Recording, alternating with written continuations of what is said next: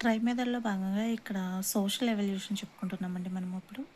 సాంఘిక శాస్త్రం గతిశీలమైంది. గణిత శాస్త్రం ఏమో తార్కికమైంది. సాంఘిక శాస్త్రం ఏమో గతిశీలమైంది. మిగిలిన శాస్త్రాల వల్లే సాంఘిక శాస్త్ర బోధన కూడా లక్ష్యాత్మకంగా జరగాలి. అసలు మదింపు మూల్యాంకనానికి మధ్య డిఫరెన్స్ ఏంటి? మాపనము. మాపనము, మూల్యాంకనం ఒక్కటి కాదు. కానీ ఒకే ప్రక్రియలో సంబంధమున్న అంశాలు బోధన పూర్తయిన తర్వాత పరీక్షలు నిర్వహించి విద్యార్థుల ప్రగతిని మార్కుల రూపంలో కొలవడాన్ని మదింపు అంటారు. అంటే మాపనం పరిమాణాత్మకంగా ఉంటుందన్నమాట. ఉదాహరణకు ఒక విద్యార్థికి అర్ధ సంవత్సరంలో 520 మార్కులు వచ్చాయనుకోండి, 600కి మార్కులు వచ్చాయి కదా! అంటే వీటి ఆధారంగా ఒక విద్యార్థికి ఎంత ఎక్కువ మార్కులు వచ్చినవి లేదా తక్కువ మార్కులు వచ్చినవి చెప్పవచ్చు అనమాట. దీనివలన విద్యార్థి సాధించిన మార్కుల శాతం తరగతిలో విద్యార్థి స్థానం తెలుసుకోవచ్చు. మూల్యాంకనం అనేది విద్యార్థి సాధించిన ఫలితాలకు విలువ కట్టడం అనమాట. ఉదాహరణకు ఒక విద్యార్థికి 100కి 75 మార్కులు వచ్చి ఉంటే డిస్టింక్షన్లో పాస్ అయ్యాడని, 100కి 50 మార్కులు వచ్చి ఉంటే మనకి ద్వితీయ శ్రేణిలో పాస్ అయ్యాడని చెప్తాం. అంటే విద్యార్థి సాధించిన మార్కులను బట్టి అతని అభ్యసన ఫలితానికి విలువ కట్టడం అన్నమాట. అనగా మూల్యాంకనం గుణాత్మకమైనది అని అర్థము. అంటే మనము మార్కుల్లో చెప్పామనుకోండి, అది ఏంటంటే మాపనం అవుతుంది. లేదా ఆ ఫలితాలకు విలువ కట్టి మనము ఫస్ట్ క్లాస్‌లో పాస్ అయ్యారు, సెకండ్ క్లాస్‌లో పాస్ అయ్యారు అది చెప్పామనుకోండి, అది ఏమవుతుంది అంటే మనకి మూల్యాంకనం అవుతుందనమాట. మాపనం అనేది పరిమాణాత్మకమైతే మూల్యాంకనం అనేది గుణాత్మకమైనది. కానీ మాపనము, మూల్యాంకనము పరస్పర సంబంధమైనవి. మాపనం సహాయంతో మూల్యాంకనం చేయగలము. మూల్యాంకనం లేకుండా మాపనం చేయగలం. కానీ మాపనం లేకుండా మూల్యాంకనం చేయలేము. మూల్యాంకనం భావన విద్యార్థుల నిష్పాదనలోని అంశాలన్నింటిలో ఏవి ప్రధానంగా గ్రహించాలో ముందే నిర్ణయించుకోవాలి. వాటిని లక్ష్యాలు అంటారు. పాఠ్యాంశాలు పాఠ్యాంశాలు పాఠ్య విషయాలు తరగతులను అనుసరించే లక్ష్యాలు వేరువేరుగా ఉండే అవకాశం ఉంటుంది. కాబట్టి లక్ష్యాలే మూల్యాంకాలను భావించాలి. మూల్యాంకాలను అంకణం చేయడం లేదా విలువ కట్టడం మూల్యాంకనం అవుతుంది. మూల్యాంకనం అనేది సమగ్ర భావన. దీనిలో నికషలు, పరీక్షలు, మాపనలు మొదలైనవి చేరి ఉంటాయన్నమాట. ఇక్కడ కొన్ని నిర్వచనాలు ఇచ్చారు. రాల్ఫ్ టైలర్ ఏం చెప్పాడు అంటే, విద్యా లక్ష్యాలు ఎంతవరకు సాధించడం జరిగిందో తెలుసుకునే విధానమే మూల్యాంకనం అని చెప్పింది రాల్ఫ్. విజ్ఞాన సర్వస్వం 1960 అనుసరించి ఎన్నుకున్న లక్ష్యాల ఆధారంగా ఏ మేరకు యోగ్యత సంపాదించడం జరిగిందో తెలియజేసేది మూల్యాంకనం అని చెప్పారు. జాతీయ విద్యా పరిశోధన శిక్షణ సంస్థ ప్రకారము లక్ష్యం ఎంత మేరకు సాధించడమైంది అనేది మనకి తెలియజేసేది మూల్యాంకనం అని చెప్పారనమాట. తరగతి గదిలో సమకూర్చిన అభ్యసన అనుభవాలను తీరు విద్యాగమ్యాలు ఎంత ఉత్తమ స్థాయిలో సాధించారు అనే వాటిని నిర్ధారించే విధానమే మూల్యాంకనం. మరో అభిప్రాయంలో నిర్వచించిన విద్యా లక్ష్యాలు ఎంత మేరకు సాధించబడ్డాయో, తరగతి గదిలో అనుసరించిన అభ్యసన అనుభవాలు ఎంత ప్రభావశీలమైనాయో, విద్యా గమ్యాలు ఎంత బాగా నెరవేరాయో నిర్ధారించడాన్ని అనుసరించి క్రమబద్ధమైన నిరంతర ప్రక్రియ మూల్యాంకనము.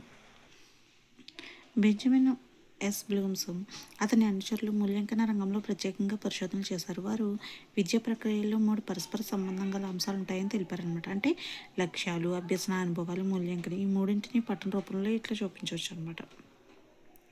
విద్యా లక్ష్యాలు ముందుగా నిర్ణయించబడిన తర్వాత వాటికి అనుగుణంగా బోధన అభ్యసన కృషి అందించాలి. విద్యా ప్రక్రియలో ఈ 3 అంతర్భాగాలు పరస్పర ప్రభావం కలిగి ఉంటాయన్నమాట.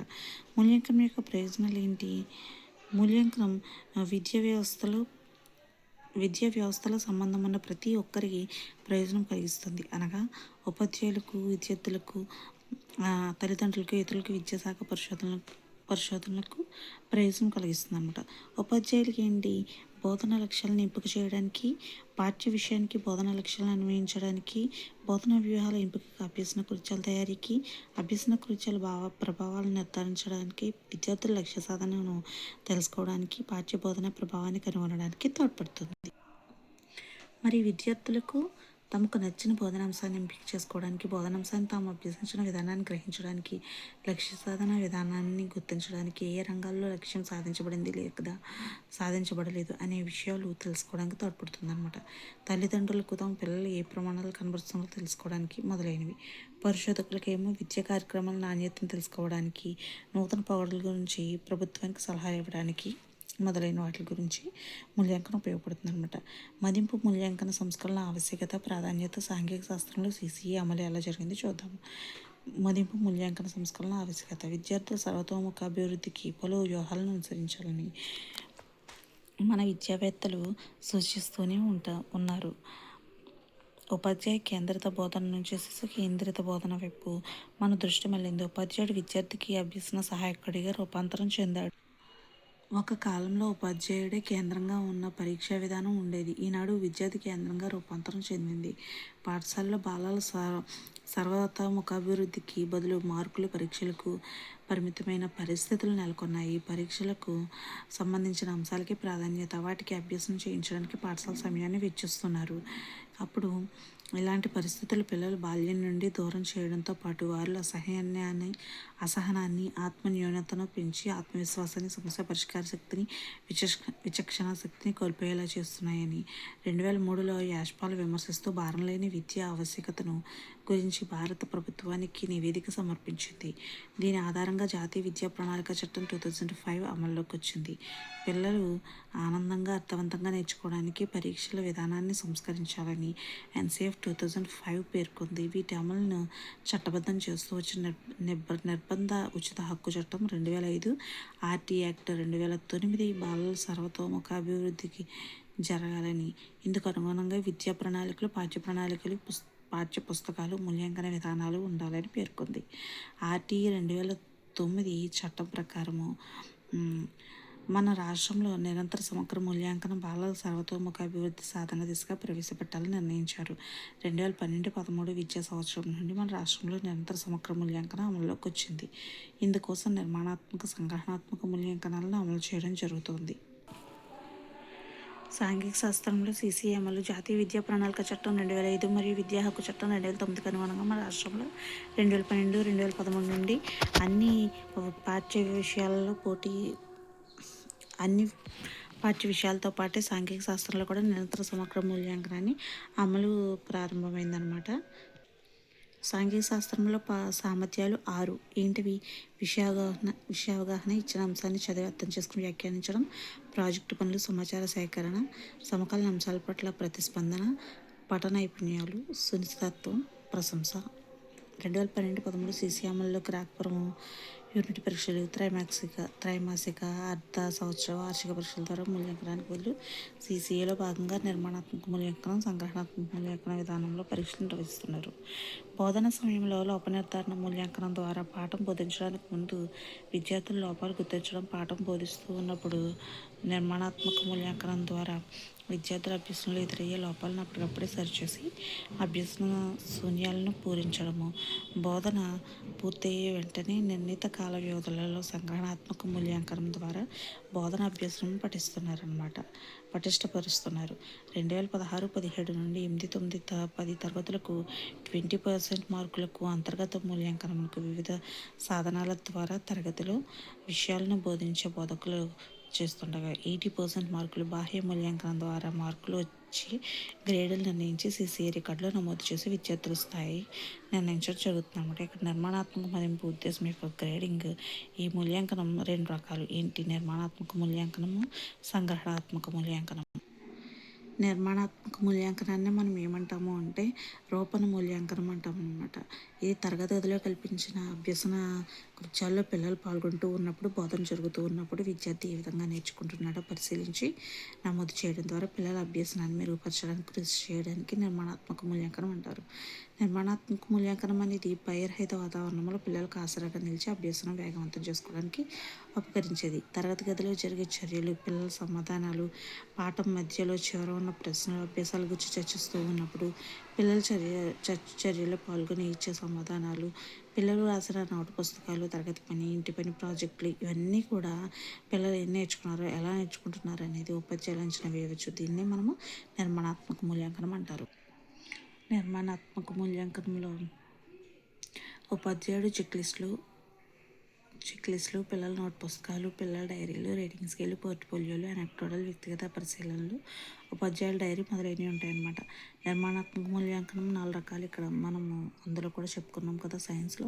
పిల్లల భాగస్వామి ప్రతిస్పందనకి 10, రాత అంశాలకు 10, ప్రాజెక్టుకి 10, లఘు పరీక్షలకేమో 20. మళ్ళీ పిల్లల భాగస్వామ్యం ప్రతిస్పందనలలో కూడా ఏమేమి ఉంటాయని మనం చెప్పుకున్నాము. సేమ్ అదే మౌఖిక పరీక్ష, టీచర్ డైరీ ఉంటాయన్నమాట. రాత అంశాలలో ఏముంటాయి? నోట్ పుస్తకాలు ఉంటాయి, సంఘటన రచన ఉంటుంది, ఎనక్టోడల్ రికార్డు అంటే తనకు ఎదురైన ఒక సంఘటన లేదా సన్నివేశాన్ని గురించి రాయడమే ఎనక్టోడల్ రికార్డ్ అనమాట. నెక్స్ట్ పోర్ట్ఫోలియో, విద్యార్థులు చేసిన కృత్యాలను సేకరించిన వాటిని ప్రదర్శన, పనితీరు వివరాలను సంకలనం చేసి భద్రపరచడమే పోర్ట్ఫోలియో. వివిధ స్థాయిల్లో వారు రాసిన వాటిని ప్రదర్శించవచ్చు. వాటిని వ్యక్తిగత పోర్ట్ఫోలియో కూడా అంటారు. తర్వాత పాఠ్యపుస్తకంలో ప్రశ్నలు, అభ్యాసాలు, పిల్లల డైరీ. టీచర్ డైరీ అనేది పిల్లల ప్రతిస్పందన భాగస్వామ్యంలో ఉంటుంది. ఇక్కడ పిల్లల డైరీ అనేది విద్యార్థి డైరీ అనేది మనకి రాత అంశాలలో ఉంటుందన్నమాట. పిల్లల యొక్క భాషా సామర్థ్యాలు, వారి నిజాయితీ, అభిరుచులు, ఆసక్తులు, భాషను ఉపయోగించు తీరు దేని ద్వారా తెలుసుకోవచ్చు అంటే పిల్లల డైరీ ద్వారా తెలుసుకోవచ్చు అనమాట. తర్వాత ప్రాజెక్ట్ పనులు, 4ది వచ్చేసి ప్రాజెక్ట్ పనులు. ఒక తరగతిలో మనం కేవలం వినడం ద్వారా చదవడం ద్వారా నేర్చుకోవడం అని కాకుండా చేయడం, అనుభవం ద్వారా నేర్చుకోవడం ఈ ప్రాజెక్ట్ పనులు. దీనికి పిల్లల్లో పరిశీలన, ప్రయోగ నైపుణ్యాలు అభివృద్ధి చెందుతాయి అన్నమాట. పిల్లలు నిర్వహించే కార్యక్రమాలు క్రమ పద్ధతిలో రాసి ఇవ్వగలిగితే దాన్ని మనం నివేదిక అంటాం. తర్వాత లఘు పరీక్షలో మనకి చాలా రకాలు ఉన్నాయి కదా, ఇక్కడ ఇవ్వలేదు కానీ మనకి సైన్స్లో ఇచ్చాడు.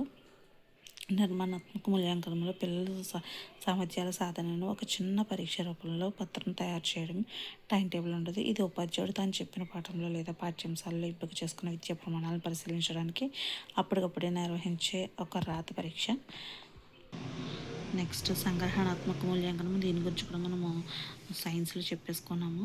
విద్యార్థి బోధనాభ్యసన ప్రక్రియల ద్వారా నేర్చుకున్న అంశాలు మొత్తంగా మూల్యాంకనం చేయడమే అనమాట. పేపర్, పెన్సిల్ పరీక్ష రూపంలో మాత్రమే నిర్వహించే సంగ్రహణాత్మక మూల్యాంకనంలో పాఠ్య విషయాలు మాత్రమే పరీక్షించడం జరుగుతుంది. ఇంక వేరే విషయాల గురించి పరీక్షించడం జరగదు. అయితే సంగ్రహణాత్మక మూల్యాంకనం ప్రధానంగా రాత పరీక్ష ద్వారానే జరిపిన ప్రాథమిక స్థాయిలో అందులో 1-2 తరగతుల విద్యార్థుల మూల్యాంకనం ఎలా ఉంటుందంటే మౌఖిక పరీక్షను కూడా ఉపయోగించవచ్చు. 1-2 తరగతులకి రాత పరీక్ష నిర్వహించడంలో ఉద్దేశించబడిన ప్రయోజనాలు ఏంటి? విద్యార్థుల రచన కౌశల్యాన్ని తెలుసుకోవడము, విద్యార్థుల ఆలోచనలు, భావాలు ఏ మేరకు వ్యక్తం చేయగలడో తెలుసుకోవడం, విద్యార్థి ఆలోచనలు ఎలా వ్యక్తం చేయగలడో తెలుసుకోవడం, విద్యార్థి ఆలోచన క్రమంలో అమర్చుకునే విధానం తెలుసుకోవడం, విద్యార్థుల చేతిరాత నైపుణ్యం, రాతలో మెలకువలు పాటింపు, పదజాలం వాడకంలో సామర్థ్యం తెలుసుకోవడం, ఇవన్నీనమాట. తర్వాత గ్రేడింగ్ విధానము. పిల్లల మార్కులు, ర్యాంకుల కోసం జరిగే అనారోగ్యకర పోటీని నిరోధించడానికి ప్రభుత్వం నిరంతరం సమగ్ర మూల్యాంకనంలో భాగంగా గ్రేడింగ్ని అమలు చేసింది. నిర్మాణాత్మక సంగ్రహణాత్మక మూల్యాంకనంలో పిల్లల మార్కుల ఆధారంగా వారి ప్రగతిని 5 పాయింట్లు స్కేల్లో మాపనం చేస్తాయి. ఇవి ఎలా అంటే 90+ వస్తే A+, 70+ A, 51 to 70 B+, 41 to 50 B, ఇంకా 40 కన్నా తక్కువ అయితే C గ్రేడ్ అనమాట. ఇది మనం సైన్స్లో కూడా చూసాము. పిల్లల భాగస్వామి ప్రతిస్పందనకి 10 మార్కులు 20%, రాతాంశాలకు 10 మార్కులు 20%, ప్రాజెక్ట్ పనులకి 10 మార్కులు 20%, లఘు పరీక్షకి ఏమో 20 మార్క్స్ 40% ఉంటుంది. తర్వాత నిర్మాణాత్మక మూల్యాంకనం వచ్చేసి భాగస్వామ్యం ప్రతిస్పందనలకు వచ్చేసి 8 మార్క్స్, రాతాంశాలకేమో 7 మార్క్స్, ప్రాజెక్టు పనులకి 9 మార్క్స్, లఘు పరీక్షకి 14, మొత్తం 40 మార్కులకు ఉంటుంది. ఇక్కడ విద్యా ప్రమాణాలు వచ్చేసి విషయ అవగాహనకేమో 40%, 40 మార్క్స్, చదివి వ్యాఖ్యానించడానికి 10 మార్క్స్, సమాచార నైపుణ్యాలకి 15%, 15 మార్క్స్, సమకాలీన అంశాలపై ప్రతిస్పందన 10 మార్క్స్, 10%, పఠన నైపుణ్యాలు 15 మార్క్స్, 15%, ప్రశంసకు 10 మార్క్స్, 10%, టోటల్ 100%. ఇక్కడ విషయ అవగాహనకి మనకి నిర్మాణాత్మక మదింపులో అయితే విషయ అవగాహనకి 20 మార్కులు 20 మార్క్స్, గ్రేడ్ B, చదివి వ్యాఖ్యానించడం. ఇది నార్మల్గా ఇచ్చాడండి, నిర్మాణాత్మక మూల్యాంకనం కాదు. ఇది యాక్చువల్లీ మన విద్యా ప్రమాణాలని భారత్వం చేసే పట్టిక. ఇది ఎగ్జాంపుల్ ఇచ్చాడంతే. నిర్మాణాత్మక మూల్యాంకనం అనేది సంవత్సరంలో 4 సార్లు చేయాలి. సమగ్ర మూల్యాంకనం 3 సార్లు చేయాలి. మరికొన్ని మదింపులు ఏంటి జట్టు మదింపు, తోటి పిల్లలతో మదింపు, స్వీయ మదింపు. అసలు జట్టు మదింపు అంటే ఏంటి? పిల్లలు ఒకరితో ఒకరు కలిసి చర్చిస్తూ నేర్చుకోవడానికి కృత్యాలు ఎంతగానో ఉపయోగపడతాయని మనకు తెలుసు. జట్టు మదింపు చేయాలంటే జట్టు కృత్యంలో పిల్లలు ఎలా భాగస్వాములు అవుతారో విశ్లేషించడం అవసరం అనమాట. అందులో సోపానాలు ఏంటి? జట్టు కృత్యాన్ని నిర్వహించడానికి ఉపాధ్యాయుడు సూచనలు ఇస్తాడు. పిల్లలు తమ వ్యక్తిగత జట్టు రూపకల్పనలో గ్రూపుల్లో కూర్చుంటారు. పిల్లలు తాము రూపొందించిన అంశాల గ్రూపులో కూర్చుంటారు. ఇతర గ్రూపు పిల్లలు దీనిపై అభిప్రాయాలు వ్యక్తం చేస్తారు. ఇలా ఉంటుందన్నమాట గ్రూపు. తోటి పిల్లలతో మదింపు, విద్యార్థులు చేసిన పనిని ఒకరి పని ఇంకొకరికి ఇప్పించి మదింపు చేయడం అనమాట. ఫస్ట్ జట్టు అంటే గ్రూప్గా ఉంటారు. తోటి పిల్లలతో అంటే ఒకరు చేసేది ఇంకొకరికి ఇప్పించి మదింపు చేస్తారు. దీనికి ఉపాధ్యాయుడు పిల్లలకు సూచనలు ఇవ్వాలి. అభ్యసనాన్ని సమర్థవంతంగా పిల్లలు అర్థం చేసుకోవడానికి తోటి పిల్లలతో మదింపు చేయడం చక్కగా ఉపయోగపడుతుంది. నెక్స్ట్ స్వీయ మదింపు అంటే విద్యార్థి తాను చేసిన పనిని లేదా పరీక్ష పేపర్ను ఉపాధ్యాయుడు ఇచ్చిన సూచనల ఆధారంగా తనకై తానే మదింపు చేసుకోవాలి. పిల్లలు అభ్యసన సన్నివేశాలలో పూర్తిగా నిమగ్నమైనప్పుడు వారు స్వతంత్రంగా నేర్చుకోగలుగుతారు. అభ్యసకుని యొక్క బలాలు బలహీనతలపై ఆధారపడి అభ్యసన సన్నివేశాలను రూపొందించినప్పుడు సమర్థవంతంగా నేర్చుకోవడానికి వీలు కలుగుతుంది అనమాట. చెక్లిస్టులు స్వీయ మదింపు సాధనాలుగా ఉపయోగపడతాయి. స్వీయ మదింపు సాధనాలుగా ఉపయోగపడేవి ఏంటి?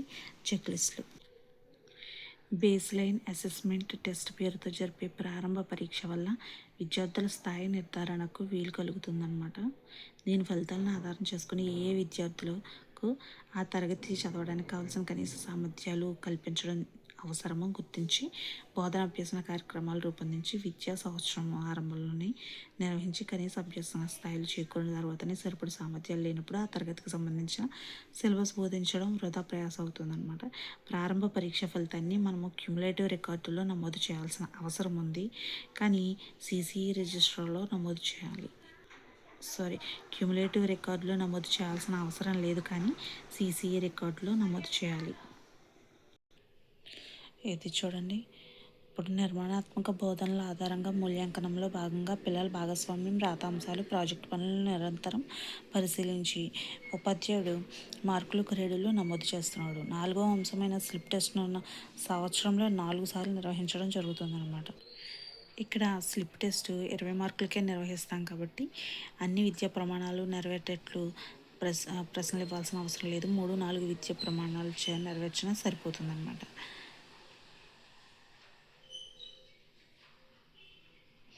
సమగ్ర భారత పట్టిక అనమాట. ఇది బ్లూ ప్రింట్.